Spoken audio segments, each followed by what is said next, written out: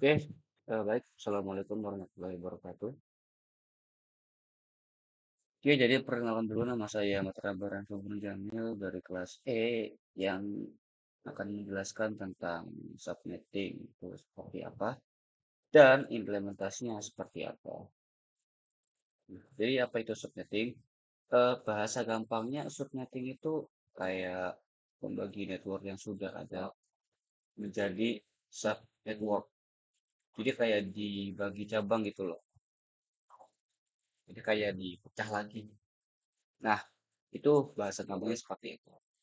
Ada beberapa empat kriteria utama yang sering ditanyakan dalam masalah subnetting ini. Yang pertama ada jumlah subnet, jumlah IP, dan IP yang dipakai. Lalu yang keempat ada blok subnet. Ini adalah gambaran secara simpelnya bagaimana subnetting itu bekerja. Jadi ada dua jaringan lah. Yang ini versi lama sebelum dilakukan subnetting. Lalu setelahnya akan dipecah lagi yang host. Host itu akan dipecah menjadi dua, yang satu akan menjadi subnet dan yang satunya akan menjadi host. Yang subnet ini akan apa ya bahasa kayak satu kelompok dengan dia menjadi sebuah net ID yang baru. Dan hostnya akan menyempit menjadi ini seperti ini. Dan untuk perhitungannya sendiri, ada beberapa aspek yang perlu diperhatikan. Ada IP binary, netmask, IDE, network, broadcast, subnet, jumlah IP, usable IP, dan block range. Nah, jadi dalam file ini yang beliau kasih contoh atau beliau perintahkan itu kan kita menggunakan contoh ini ada dua lab lah lab satu itu memiliki IP address 192.168.1.0 dan lab kedua itu memiliki IP address 192.168.1.64 dan ini adalah analogi dasarnya. Jadi ini adalah gambarannya. Oke, kita akan langsung masuk ke apa namanya Cisco Packet Tracer. Jadi di awal-awal bisa disiapkan terlebih dahulu ada satu router dan ada dua switch dan ada 6 PC. Untuk PC pertama memiliki IP konfigurasi seperti ini. Ini adalah alamat IP address-nya, ini subnet mask-nya, lalu ada default gateway-nya dengan nomor 62. Ini tadi IP-nya nomor satu ya, karena ini PC pertama. Subnet mask-nya yang 92 tadi itu.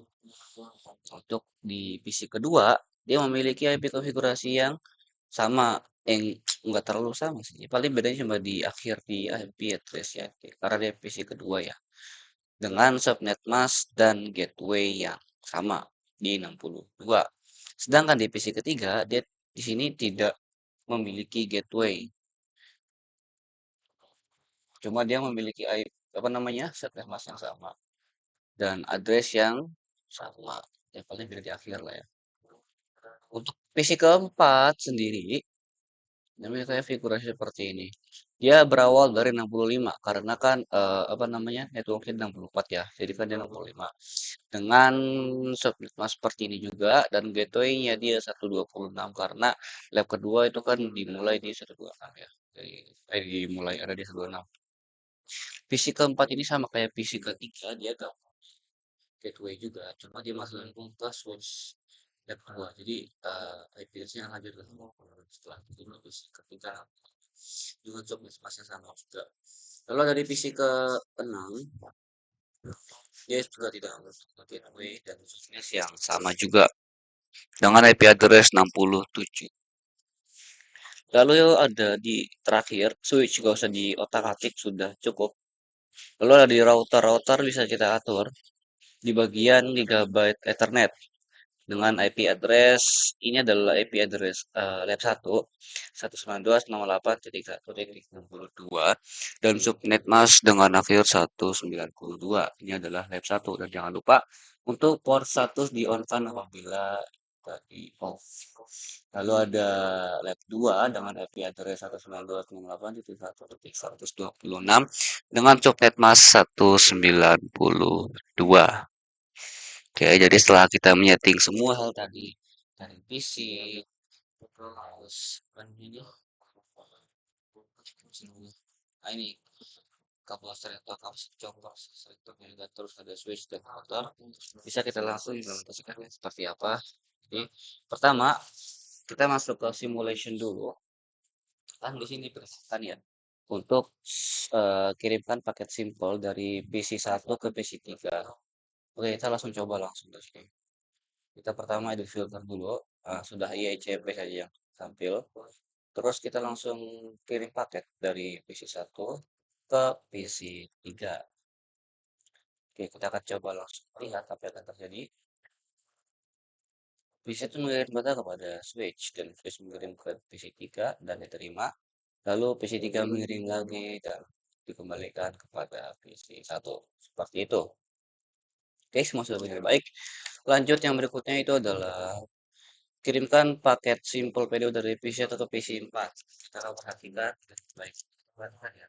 Tadi kan sudah dia sudah di PC1 ke PC4. Kita lihat bagaimana itu ya. PC1 akan mengirimkan data kepada switch dan switch karena tahu tidak ada IP yang sesuai dia akan mengirim kepada router. Dan router itu menyadari kalau ternyata data yang dibutuhkan itu ada pada lab kedua dan akan dikirim kepada lab kedua, lalu akan dikirimkan kepada PC yang bersangkutan atau PC yang dicari dengan IP yang dicari maksudnya. Seperti itu. Lalu dikembalikan kepada switch, switch mengalihkan kepada router, router mengembalikan kepada switch milik pengirim dan dikembalikan ke akhirnya kepada PC pengirim. Seperti itu. Dan sudah. Lalu kirimkan paket simpel dari PDU dari PC2 ke PC5. Lalu amati jalannya dari PC2 ke PC5. Oke, PC2 ke PC5 itu lagi. Kita perhatikan sekarang apa yang terjadi.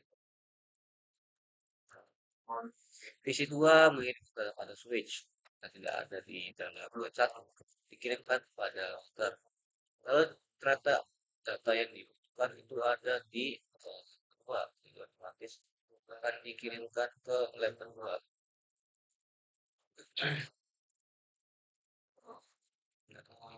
Cuma karena ya kan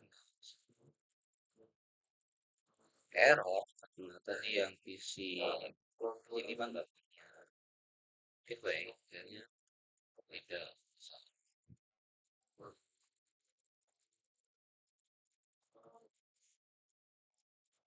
Oke, kita lanjut dulu.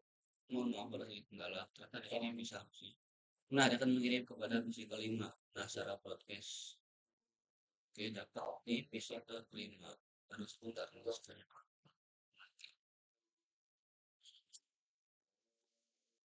Oke, kita lanjut. Mohon maaf, ada kendala lagi.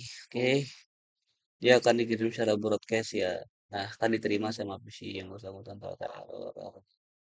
Gak ada gateway. Sudah lanjut. Oke, kita lanjut. Jadi, hal yang harus kita lakukan itu kan tracing dari pihak ke PC 3 lalu amati hasil penelusuran fotonya kita melakukan tracing dari PC 1 ke PC 3 dengan cara kita mengetikkan tracer IP 7.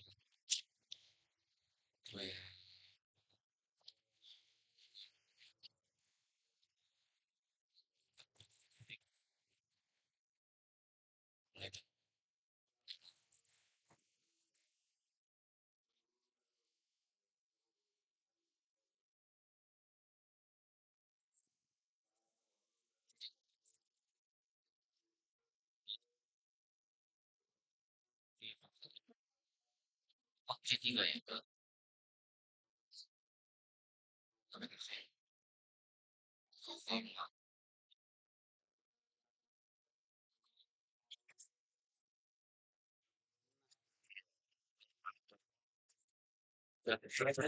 Tracer. Jadi data sudah ada di sini, jadi bisa ditampilkan dengan jelas kalau sudah terhubung dengan IP 192.168.3. Oke, saya kira sudah cukup dari saya.